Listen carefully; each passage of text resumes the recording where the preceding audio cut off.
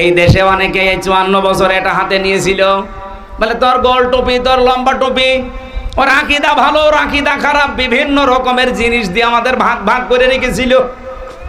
আল্লাহর ইশারা, আমিরে জামাত ডক্টর শফিকুর রহমান হাফিজাহুল্লাহ, আল্লাহ তার গোলামের হায়াত বাড়িয়ে দেন, সুস্থ করেন। এই লোকটা দায়িত্ব নিয়েই বলেছিল বাংলাদেশে আলিয়া আর কওমির যে প্রাচীর আছে ভেঙ্গে চোরমার করে দাও।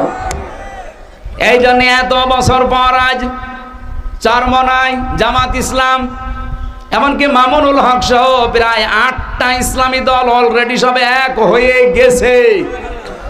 তারা এখন একটাই বাক্য যে এবার ইসলামের বাক্স যাবে একটা। ফেরাউনের কাজ ছিল আলাদা আলাদা করে রাখা। কেন সে এই কাজ করত? ইস্তাদিফু তাইফাতাম মিনহুম, সে দুর্বল করে রেখেছিল তাদের ভেতরে একটা দলকে। আজ ভাবেন বাংলাদেশে বিশেষ করে এই 15.5 বছর শুধুমাত্র টুপি মাথায় দেওয়া মানুষদেরকে দলে দলে বিভক্ত করে ছেড়ে দেয়নি। এই টুপিওয়ালাদের ভেতরে একটা দলকে কিন্তু টার্গেট নিয়েছিল হাসিনা। আরে টার্গেট নেওয়ার পেছনে কারণ ছিল দাদারা, ওরা ওখান থেকে টিপস দিত। ওইটা অনুযায়ী এই দেশের 42টা দল শুধু টুপি মাথায় দেওয়া, কোন দল এত টার্গেট ছিল না।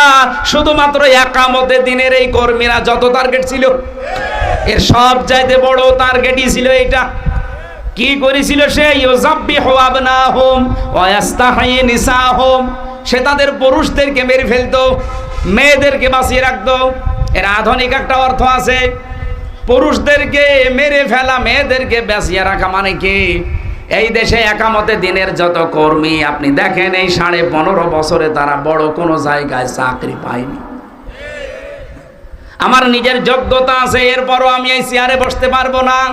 আমার চাইতে 10 নাম্বার যে সে এসে টাকা দিয়ে এই দলীয় পরিচয় এই চেয়ারে বসবে, এক কথা বলে না কেন? এটার দ্বারা একটা পুরুষকে মেরে ফেলা না, বলেন তো? ওই জামানায় ফেরাউন পুরুষ মানুষই মেরে ফেলতো, আর এই লেডি ফেরাউন এই কাজ করেছিল। যোগ্যতা থাকার পরও হামজার চাকরি হবে না, যোগ্যতা থাকার পরও রাসেলের চাকরি হবে না, এটা এক প্রকার মেরে ফেলা। ওয়াস্তাহয়ি নিসাহুম, মেয়েদেরকে বাঁচিয়ে রাখা মানে কি? আজ মেয়েদের ঘরে ঘরে চাকরির ব্যবস্থা করে বেপরদা লাইন করে তাদের পেট পিট নষ্ট করে জারুর সন্তান জন্ম দিত। ব্যারাকের নামে আপনি চিন্তা করেন, এক জায়গায় নারী পুরুষ থাকে, একটা মহিলা তার স্বামীর কাছে থাকে মাত্র 8 ঘন্টা, আর বসের কাছে থাকে